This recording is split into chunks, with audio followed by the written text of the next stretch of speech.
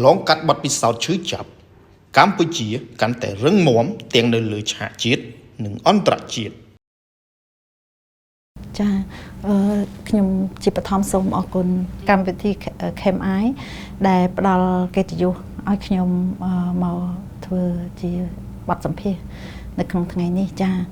ចំពោះខ្ញុំហើយក៏ដូចជាបងអូនស្រីឬក៏ប្រជាពលរដ្ឋយើងទាំងមូលទាំងអស់គ្នាក្នុងរយៈពេលសង្គ្រាម5ថ្ងៃកន្លងទៅនេះគឺមានអារម្មណ៍ទុក្ខព្រួយ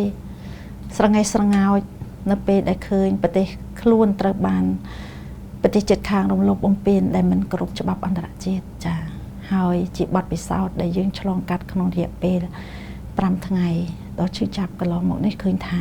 ប្រជាពលរដ្ឋយើងទាំងប្រុសទាំងស្រីទាំងក្មេងទាំងចាស់និយាយទៅគ្រប់វ័យទាំងអស់សាមគ្គីគ្នាជួយគ្នាស្រឡាញ់រាប់អានគ្នាចាអ្នកណាមានលទ្ធភាពអីគឺជួយនឹងចាហើយពួកគាត់រស់នៅក្រោមដំបូលនឹងការណែនាំរបស់រាជរដ្ឋាភិបាលយើងគ្រប់អនុសាសន៍របស់រដ្ឋាភិបាលយើងលោកឲ្យយើងស្ងប់ស្ងាត់ឲ្យយើងអត់ធ្មត់ចាទាំងអស់គ្នាគោរពយើងមាននាយដឹកនាំមួយដ៏ត្រឹមត្រូវលោកឲ្យពួកយើងដែលជាប្រជាពលរដ្ឋឬមន្ត្រីរាជការទាំងអស់ធ្វើអីប្រជាពលរដ្ឋយើងសាមគ្គីគ្នាជាធ្លុងមួយគោរពមេគោរពកាយចាយើងឃើញថាឆ្លងកាត់ព្រឹត្តិការណ៍ដ៏ឈឺចាប់នេះគឺកាន់តែឆ្លុះបញ្ចាំងឲ្យឃើញថាប្រជាពលរដ្ឋយើងសាមគ្គីគ្នាណាគ្រប់លំដាប់ថ្នាក់ព្រះសង្ឃក៏ជួយជាតិតាមរបៀបព្រះសង្ឃប្រជាពលរដ្ឋជួយជាតិតាមរបៀបការយល់ដឹងរបស់ប្រជាពលរដ្ឋមន្ត្រីរាជការក៏ជួយជាតិទៅតាមឋានៈទូនីតិលទ្ធភាពដែលគាត់អាចធ្វើបានចាហើយជួយគ្នាមែនតើចាហើយក្នុងរយៈពេលតាំងពីថ្ងៃ28បទឈប់បាញ់បានចេញជាធរមានក៏យើងមានសារទៅកាន់ពិភពលោកថាប្រជាជនកម្ពុជាគោរពស្រឡាញ់សន្តិភាពយើងចង់បានសន្តិភាពយើងស្ដាប់បទបញ្ជាអ្វីដែលយើងបានឯកភាពគ្នាហើយរវាងរដ្ឋាភិបាលកម្ពុជាក៏ដូចជារដ្ឋាភិបាលថៃក្រោមការជួយសម្របសម្រួលរបស់ប្រទេសឥណ្ឌូនេស៊ីចាគឺថាឈប់បាញ់គឺឈប់បាញ់យើងអត់មានរំលោភកិច្ចព្រមព្រៀងឈប់បាញ់ទេហើយលោកប្រធានាធិបតីអាមេរិកដូណាល់ត្រាំក៏បាន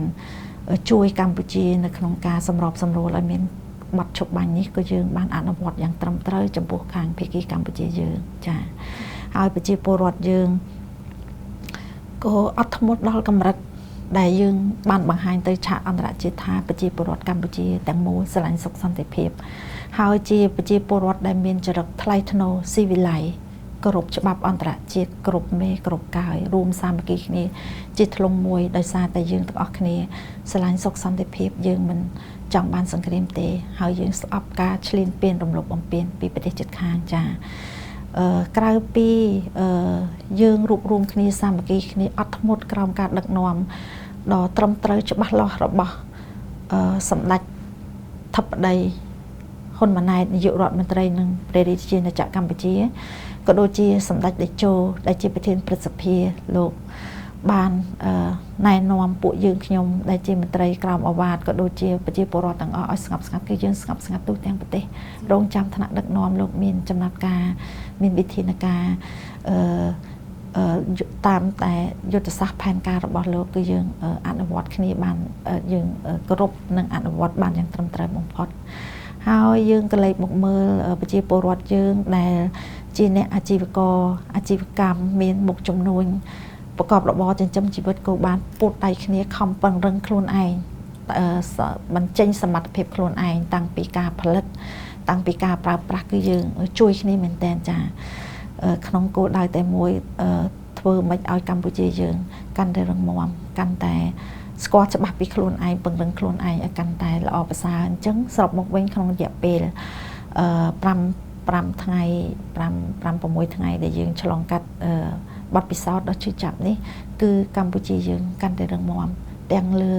ឆាកជាតិនិងអន្តរជាតិទាំងលើឆាកជាតិបរទេសគេកាន់តែស្គាល់កម្ពុជាទាំង កាន់តែច្បាស់ថាកម្ពុជាជាពូជសាសន៍មួយដែលមានសុចរិតភាពត្រឹមត្រូវយុត្តិធម៌មិនបំពេញមិនរំលោភបំពានគេអ្វីដែលបានព្រមព្រៀងគ្នាហើយគឺអនុវត្តបានយ៉ាងល្អប្រសើរបំផុតចាហើយចំពោះពលរដ្ឋយើងក៏រួមគ្នាសស័កសស្រាំងាកមកគ្រប់គ្រងផលិតផលខ្មែរប្រឹងផលិតទោះបីថាពីមុនផលិតបានតិចឥឡូវយើងខំប្រឹងផលិតឲ្យបានតែច្រើនពង្រឹងទាំងគុណភាពនិងបរិមាណដើម្បីជួយទំនុកបម្រុងដល់ប្រជាពលរដ្ឋយើងដែលគាត់ត្រូវការគឺឲ្យយើងបានប្រើប្រាស់ទៅតាមតម្រូវការរបស់យើងហើយយើងសង្ឃឹមថាឆ្នាំក្រោយយើងនឹងកាន់តែរឹងមាំបន្ថែមទៀតផលិតផលរបស់យើងនៅក្នុងស្រុកគឺកាន់តែសម្បូរបែបបន្ថែមទៀតចាចំពោះខ្ញុំគិតថាការបើកច្រកឬបិទច្រកនោះគឺរាជរដ្ឋាភិបាលយើងលោកបានមានទស្សនវិស័យច្បាស់លាស់ហើយថានឹងបិទឬបើកយ៉ាងម៉េចលោកនឹងជំរាបជូនពលរដ្ឋនៅពេលក្រោយប៉ុន្តែចំពោះប្រជាពលរដ្ឋយើងជាទូទៅភាគច្រើនខ្ញុំតាមមើលតាមបណ្ដាញសារព័ត៌មានថាមិនចង់បើកទេដោយមូលហេតុលោកចង់ពង្រឹងខ្លួនឯងចាចង់ពង្រឹងខ្លួនឯងឲ្យខ្លួនឯងរឹងមាំលើគ្រប់វិស័យចាហើយណាមួយទៀតបើសិនជាបើកពួកគាត់តែនិយាយថាត្រូវមានលក្ខខណ្ឌ1 2 3 4 5អញ្ចឹងទៅប៉ុន្តែខ្ញុំគិតថាដូចខ្ញុំបានជំរាបជូនបងអូនស្រីមិនអញ្ចឹងរដ្ឋាភិបាលលោកច្បាស់លាស់ហើយពីរឿងបើកហ្នឹងតើបើករបៀបម៉េចបិទរបៀបម៉េចចាតែបើនិយាយពីទូទៅកម្ពុជាយើងដើរក្រោយគេទេចាកន្លងមកគេអ្នកបិទមុនយើងឆ្លាញ់សន្តិភាពយើងមិនចង់មានទំនាស់ជាមួយប្រទេសជិតខាងទេដោយសារតែបញ្ហាដែលយើងឆ្លាញ់សន្តិភាពហើយបានជារហូតមកដល់ថ្ងៃនេះយើងគ្រប់បានយ៉ាងម៉ឺងម៉ាត់នៅបាត់ឈប់បាញ់ចាយើងមិនមានការរំលោភនៅកិច្ចព្រមព្រៀងណាមួយទេគឺយើងតែងតែគោរពជាដរាបរៀងមកចំពោះផលិតផលក្នុងស្រុកខ្ញុំឃើញថាមានការគ្រប់គ្រងច្រើនមែនទែនផលិតផលមួយចំនួនកន្លងមកគាត់ផលិតតែពេលថ្ងៃទេឥឡូវគាត់ថែមផលិតពេលយប់ទៀតចាពីមុនគាត់ផលិតអាចថាតែ5ថ្ងៃក្នុងមួយសប្តាហ៍សៅរ៍អាទិត្យសម្រាប់ឥឡូវអត់ទេ7ថ្ងៃលើ7ថ្ងៃ24ម៉ោងលើ24ម៉ោងគឺថែមបុគ្គលិកចាថែមបុគ្គលិកហើយមិនមែនថា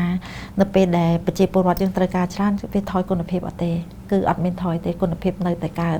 គុណភាពនៅដដែលហើយខំប្រឹងធ្វើម៉េចឲ្យចំនួនផលិតហ្នឹងបានកាន់តែច្រើនចាដើម្បីបំពេញនៅតម្រូវការរបស់ប្រជាពលរដ្ឋយើងហើយប្រជាជនខ្មែរយើងជាទូទៅលោកគ្រប់គ្រងផលិតផលខ្មែរប៉ុន្តែពេលខ្លះវាខ្វះការផ្សព្វផ្សាយលោកអត់ដឹងចាលោកអត់ដឹងពេលខ្លះលោកភ្ញាក់ថាអូ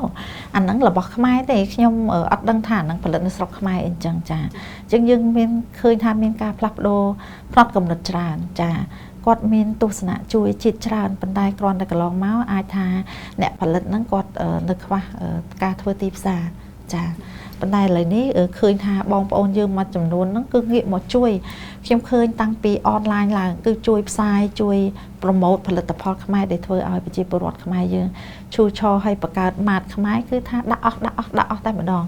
ប្រហែលថ្ងៃមុននេះមានពិព័រណ៍ពាណិជ្ជកម្មផលិតផលខ្មែរធ្វើ3ថ្ងៃពីថ្ងៃ11ដល់ថ្ងៃ13ហើយឃើញថាប្រជាពលរដ្ឋយើងច្រើនកកមែនតែនទៅជួយទិញហើយថាដាក់ផលិតផលមកអស់ដាក់មកអស់ហើយខ្ញុំគាត់ថា3ថ្ងៃធ្វើវាតិចពេកចាវាគួរតែបានយ៉ាងហោចគួរ5ថ្ងៃទៅ1សប្តាហ៍ដើម្បីឲ្យពលរដ្ឋយើងជួយស្គាល់ជួយទៅទិញទៅប្រើប្រាស់កាន់តែច្រើនចាវាជាឱកាសដែលយើងត្រូវចេះរស់ដោយខ្លួនឯងក្រោកឈរដោយខ្លួនឯង